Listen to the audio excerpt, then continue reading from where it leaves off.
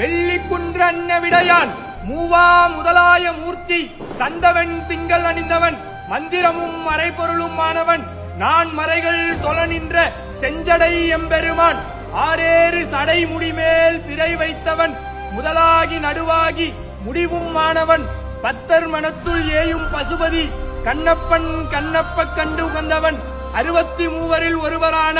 மாயிலார் நாயனார் அவதரித்த புண்ணிய பூமி கண் பார்வை இழந்த சுக்கிரனுக்கு பார்வை அளித்தவன் 9 கோள்களில் ஒருவரான சுக்கிரன்